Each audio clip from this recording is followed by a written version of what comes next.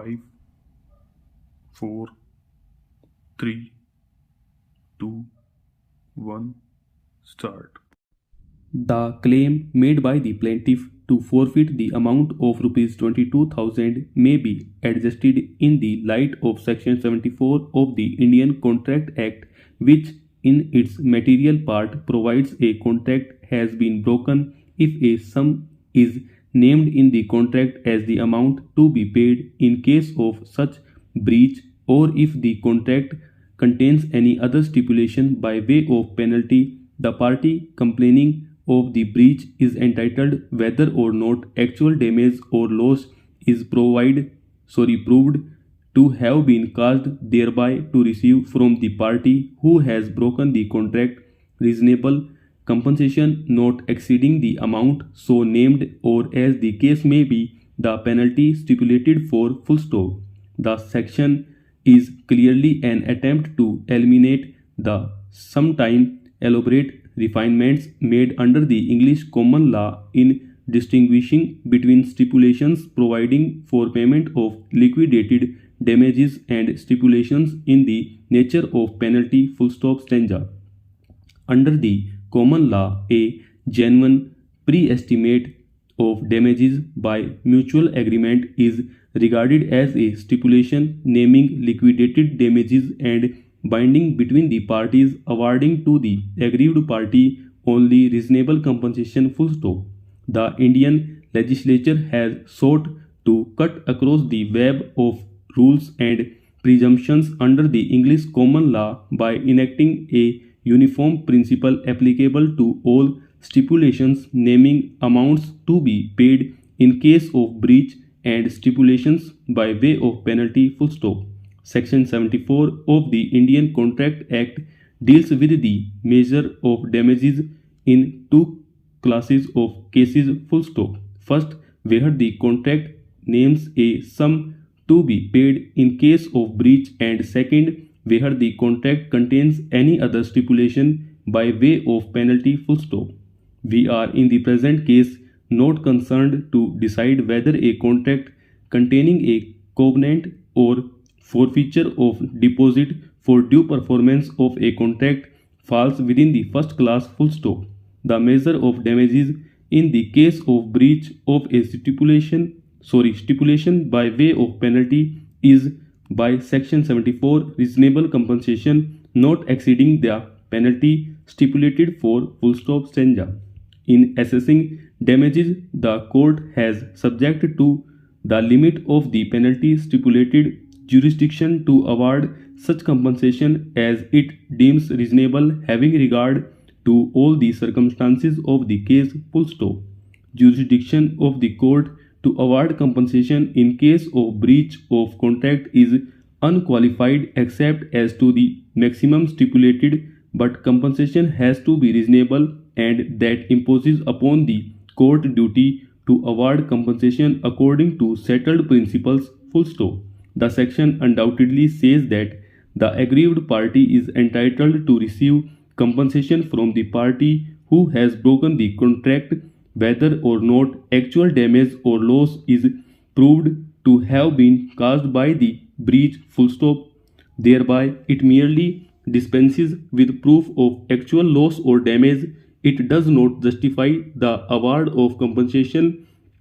when in consequence of the breach no legal injury at all has resulted, because compensation for breach of contract can be awarded to make good loss or damage which naturally arose in the usual course of things, or which the parties knew when they made the contract to be likely to result from the breach full stop stanza.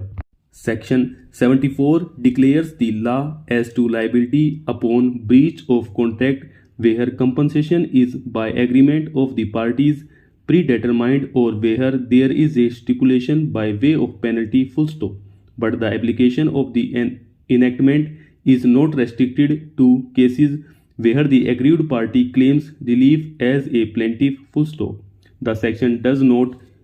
confer a special benefit upon any party. It merely declares the law that notwithstanding any term in the contract predetermining damages or providing for forfeiture of any property by way of penalty, the court will award to the party aggrieved only reasonable compensation not exceeding the amount named or penalty stipulated full stop. The jurisdiction of the court is not determined by the accidental circumstances of the party in default being a plaintiff or a defendant in a suit full stop. Use of the expression to receive from the party who has broken the contract does not predict that the jurisdiction of the court to adjust amounts which have been paid by the party in default cannot be exercised in dealing with the claim of the party complaining of breach of contract full stop stanza. The court has to adjudge in every case reasonable compensation to which the plaintiff is entitled from the defendant on breach of the contract full stop. Such compensation has to ascertained having regard to the conditions existing on the date of the breach full stop. There is no evidence that any loss was suffered by the plaintiff in consequence of the default by the defendant save as to the loss suffered by him by being kept out of possession of the property full stop. There is no evidence that the property had depreciated in value since the date of the contract provided, nor was there evidence that any other special damage had resulted full stop. The contract provided for forfeiture of rupees 25,000 consisting of rupees 1,039 paid as earnest money and rupees 24,000 paid as part of the purchase price full stop. The defendant has conceded that the plaintiff was entitled to forfeit the amount of rupees 1,000 which was paid as earnest money full stop stanza. We cannot, however, agree with the High Court that 13% of the price may be regarded as reasonable compensation in relation to the value of the contract as a whole, as that in our opinion is assessed on an arbitrary assumption full stop. The plaintiff failed to prove the loss suffered by him in consequence of the breach of the contract committed by the defendant, and we are unable to find any principle on which compensation equal to 10% of the agreed price would be awarded to the plaintiff full stop. The plaintiff has been allowed rupees 1,000 which was the earnest money as part of the damages full stop stanza. Besides, he had use of the remaining sum of rupees 24,000 and we can rightly presume that he must have been deriving advantage from that amount throughout this period full stop. In the absence thereof any proof of damage arising from the breach of the contract, we are of opinion that the amount of rupees 1,000 within bracket earnest money which has been forfeited and the advantage that the plaintiff must have derived from the possession of the remaining sum of rupees 24,000 during all this period would be sufficient compensation to him full stop. It may be added that the plaintiff has separately claimed Masne profits for being kept out possession for which he has got a decree, and therefore the fact that the plaintiff was out of possession cannot be taken into account in determining damages for this purpose full stop stanza. The decree passed by the High Court awarding rupees 11,250 as damages to the plaintiff must therefore be set aside full stop. Under the terms of the